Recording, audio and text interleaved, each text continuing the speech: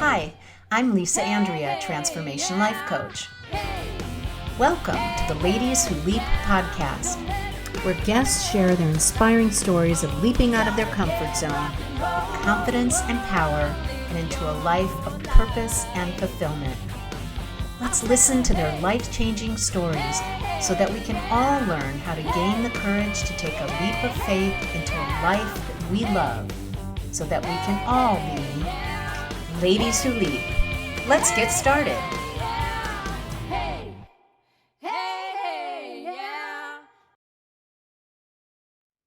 Hi, let's get started. I have Rene Madden on today, and she is an executive coach, consultant, and workplace strategist dedicated to helping professionals and organizations navigate change, unlock leadership potential, and drive meaningful career growth.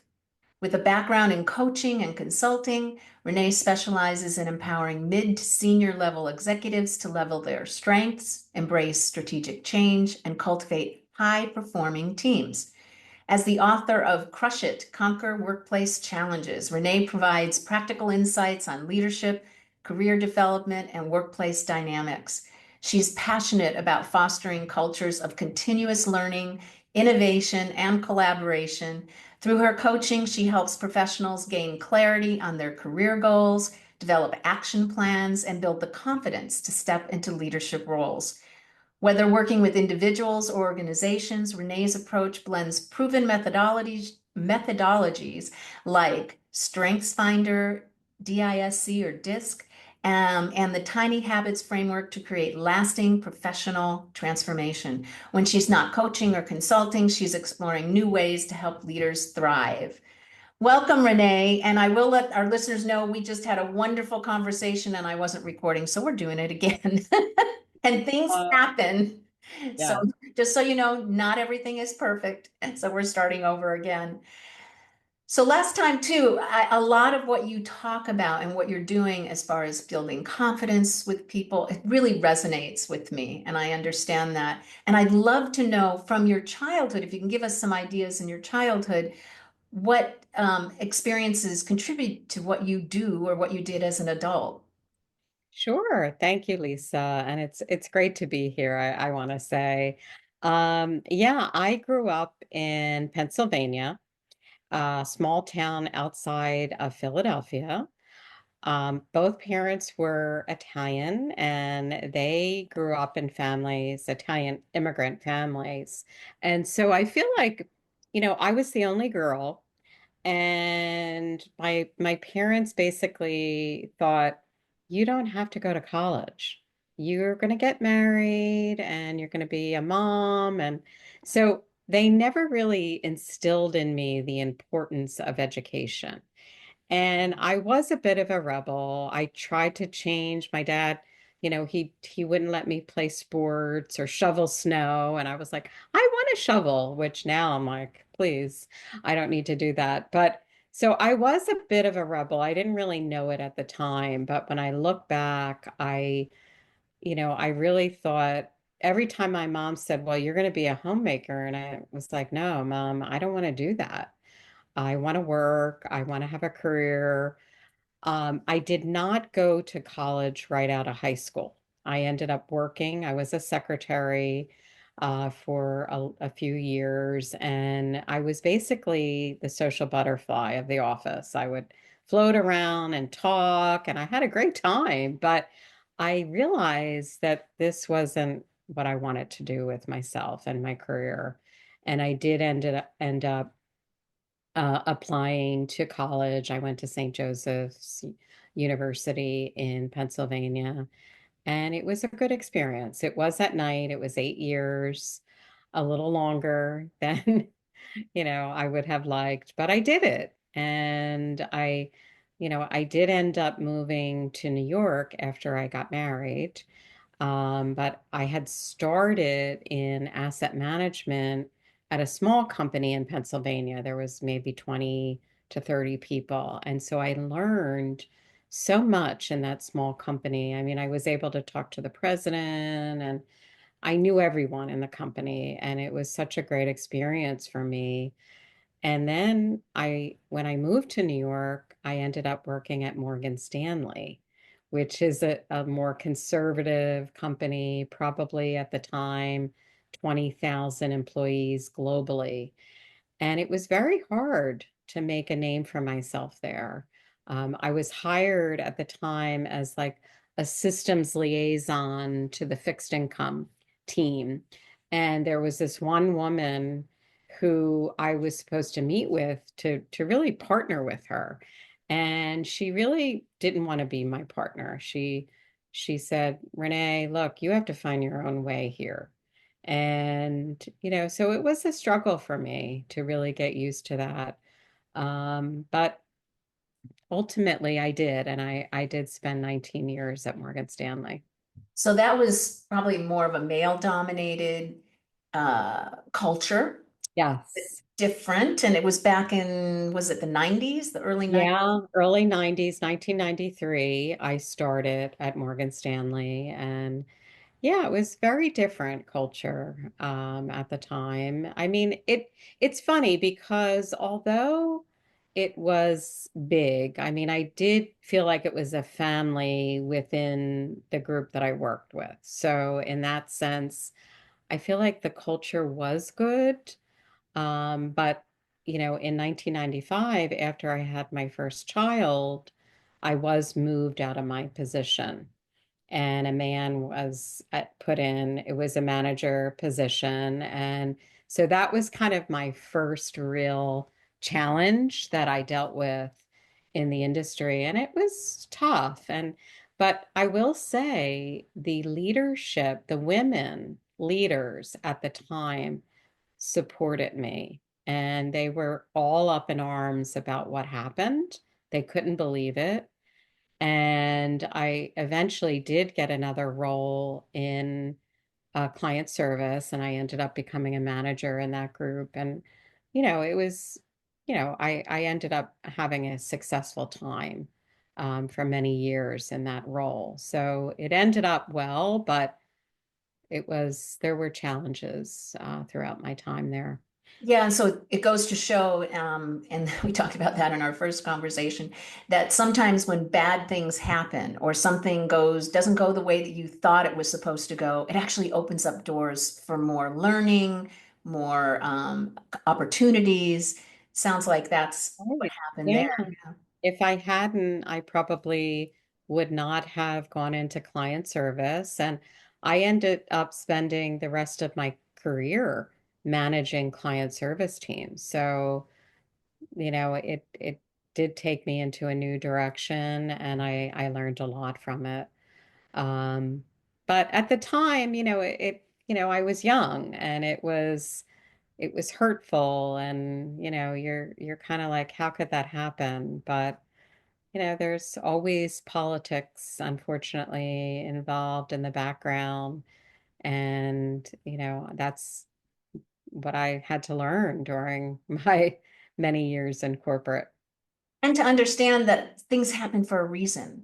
So Yes. when this happened to you, it was kind of the universe saying, okay, I'm pointing you in a different direction. You may not like it at first, but in the end, this is actually going to be leading you to your calling, your eventual calling. Yes.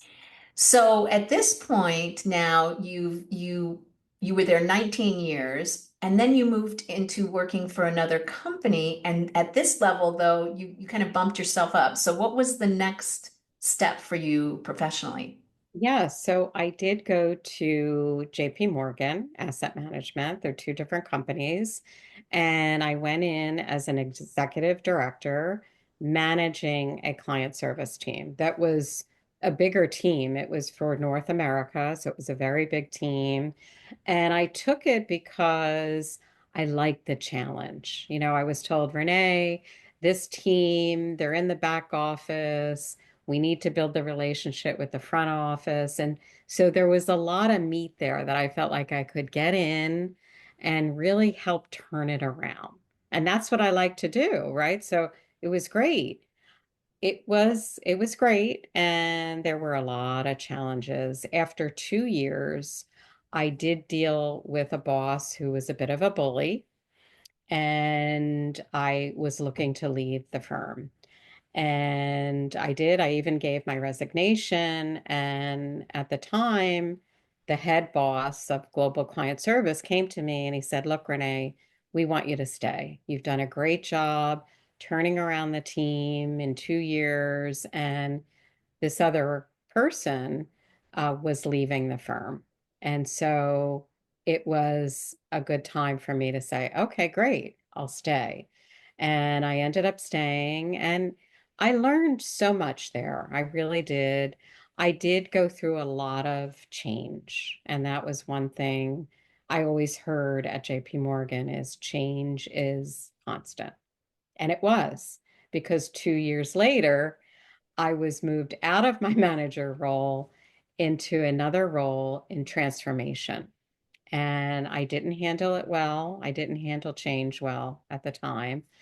I let my ego get in the way, which wasn't good. And it's funny, my daughter at the time said to me, I think at the time she was, say, 25, and she said, Mom, it's not what happens to you, but it's the way you react to it.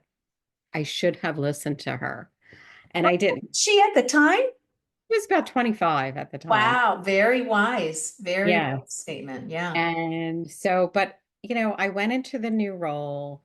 I learned as much as I can because it was all new to me, and I did well, and I really liked it. And I also learned about myself. I took time to really reflect on what it is that I like to do. And that's when I discovered, I really liked managing people. Maybe I should be a coach. And I went out and I got my coaching certification. That was in 2020. And so doing that and then doing the transformation role, I was essentially doing a coaching and consulting type role, right? And I was really, really passionate about that. Yeah, because this was literally taking everything that you had been doing on your job and then learning how to help others do it Exactly. just as well, which then led you to,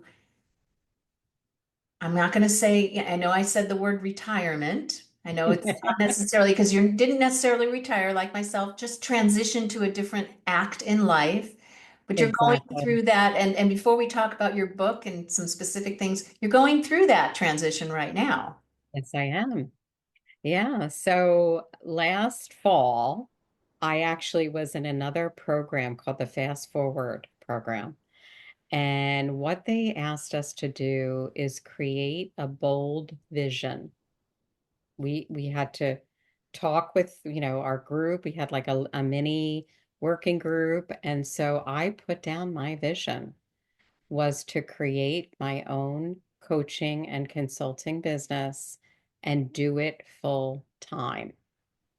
Mm. Well, in the meantime, my manager had been saying, like, what do you think? Do you think you're going to retire? There were some changes coming up again. So I thought, you know what? It's time. It's really time for me. I'm really passionate about this business. They are looking to change the structure of the team. And so that was it. I went to her and I said, I'm ready. I'm ready to go. And, it was a good thing because, she was able to take my position and, do what she needed. And I was able to leave and focus on my business. So I tell people I'm leaving corporate, but now I'm going into my purpose. Mm. That's what I'm focusing on now. See, you know your want or you know your why, as I say Uh, it.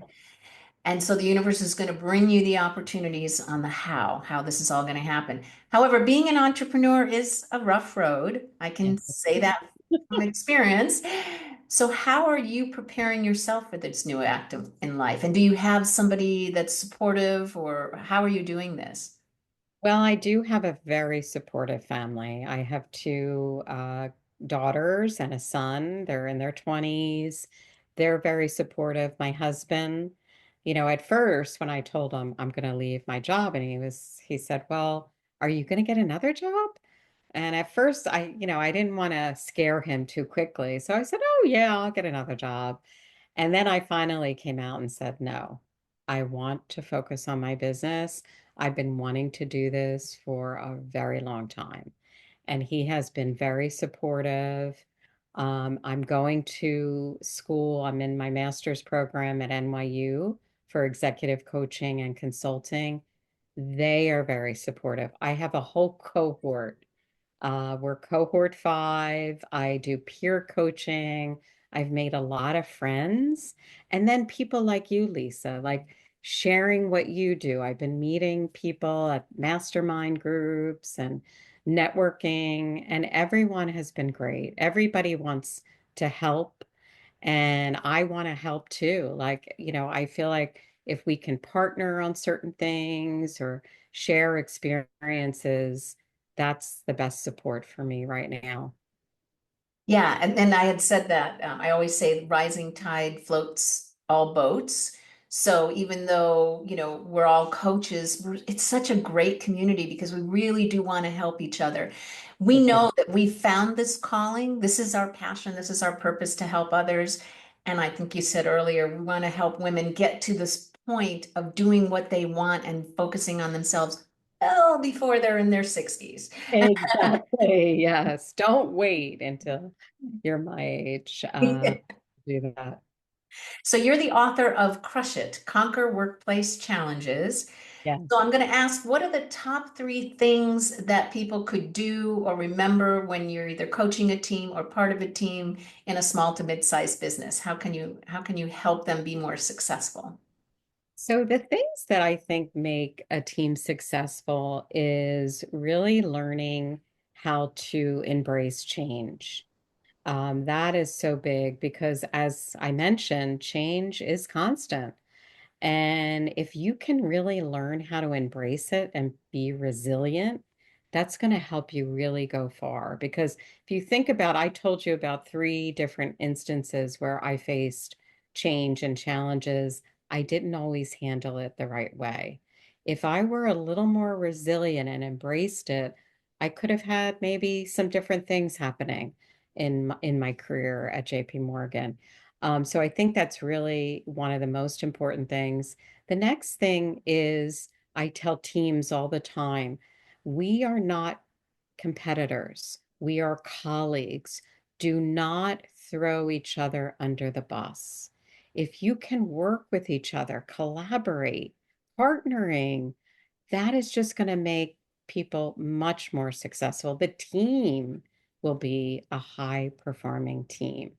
And then I think the third thing I would say is if you help others be successful, you will be successful, right? I mean, I always felt whenever I helped people in my team or anyone in the company, I always felt good. I felt better. Like, oh, look at Joe. He's doing so much better. Now he's in a new role or he got promoted. I want to cheer for others, not feel bad for myself, right? I think it's always focusing on what you can do for others, and that'll help you be And as successful. you learn tools to help others, you're actually helping yourself to grow from even from a personal growth development type of perspective, right? Mean, Exactly. we talked about confidence. How do you raise people's confidence? Because to me, confidence is knowing that nothing you're going to do is going to actually ruin anything. Right. There are going to be things that go wrong, and it's okay. You can get through it, or you can learn from it. You can shift, you can make changes, but just being confident that you know what you're doing, and it doesn't matter if something goes wrong or if you do it wrong. You can just make Right. change, Yeah. learn from it. Yeah. And I think, look, I struggled with confidence a lot throughout my career. And I think one of the things is really trying to focus on your strengths, right? If you can focus on these are the things I know well and I do well and I'm passionate about, right? And then there's things maybe I don't know so well. That's okay. Like I used to tell my team members, I don't know everything. I'm not going to pretend to know everything. And that's where we all come in to help each other because we are all unique. And so that's how I try to help my clients focus on your strengths, right? Because if you can come in and think about, well, I know these things, that's, where you can show up and show up as confident. Right, and I would think that if you're able to identify what are the strengths of the people on your team, you can put them in roles where they excel, and now the whole team is lifted up as a result. Exactly. And that's what one of the things I would love to do in helping companies is to do these strength finders or skills assessment for their team. Because once you know, you can do exactly that. You can say, okay, maybe Bob isn't really good at the day to day, but you know what? He's really good at putting proposals together or working on problem solving. Let's put him in this area. Oh, I think that's so important for companies to do. And that is definitely one thing that is, I have out there when I'm working with companies. So, how does it feel? And I want the listeners to hear this comment from you to now be doing something that you truly love. What impact does it have on your life? Oh, it is so amazing. It is. I can't tell you, but when I wake up in the morning, it's just like, oh my God, I can't believe I'm here. And it's really exciting. I am not looking back. I'm like, bring it on, right? I just want to keep moving, keep doing those things that I love doing. And I don't feel like I'm held back by anyone. I'm not held back by a company or I plan my own schedule and it's great. It really is such a great feeling. So, as we get to the end here, I always ask my guests, and before I finish, anything else? Oh, that's right. That's what I wanted to ask. This is all new to you, although while by the time this airs, these steps have probably already been taken. But what new things are you getting into now with your new business? So thank you for asking, Lisa. I am getting ready to launch a new business called Elevair Dynamics. I'm working with a personal branding company right now to help me with that launch, and it will probably be mid to late April.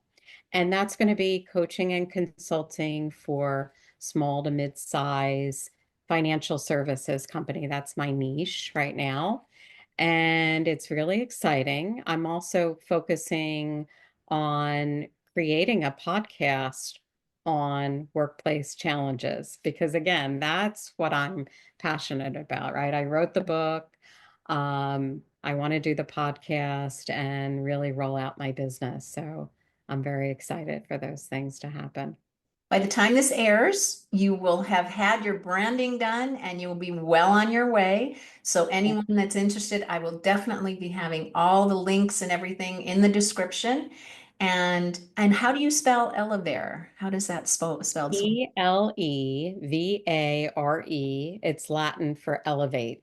Ah, okay. I was wondering where that came from. It kind of sounded like the word elevate. So Yeah. Elevare. So, Elevare. and so you're going to have a website that's elevare.com? Yes. Okay, so that's ElevareDynamics.com. elevaredynamics.com. Okay, so that's a good thing to share with everyone. And then lastly, like I was saying earlier, I asked my guests to share their favorite quote, mantra, or positive affirmation because if even one person is inspired by that, if not by inspired by everything that you've talked about, then our job has been done. So what would you like to share with us today? My favorite quote is, your opinion of me is none of my business. And I do live by that. I think I heard it over 10 years ago. And it's just something that helps me get through the judgment. And it's not about feedback. I take feedback and I use feedback to grow, but I think when you are starting your own business or you're starting something new, you're going to get a lot of opinions. And you have to continue to look forward, make your own judgment on where you're going and don't listen to others saying, oh, I don't think you're going to do well, or I don't think that's a great place to be. Whatever it is, I focus on thank you, but it's really none of my business. I love that. I love that.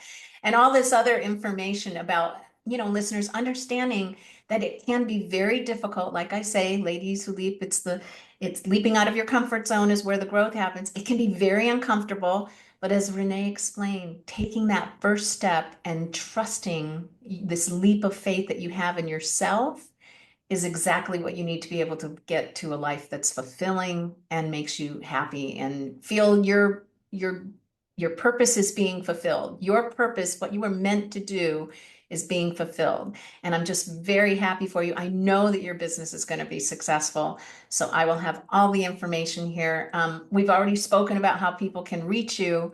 Is there anything else, tidbit of information that you'd like to share with the listeners? No, just keep reaching for your vision and really try to reach it, right? Like if you think about what your vision is, I'm a big believer in manifestation, and I've done that for many, many years, and it does work. If you keep writing it down and thinking about it and doing things, it will lead you ultimately to your vision. Yeah. And manifesting is what tells your unconscious mind what you want to accomplish. So it will actually give you and help you make decisions to lead you towards that path.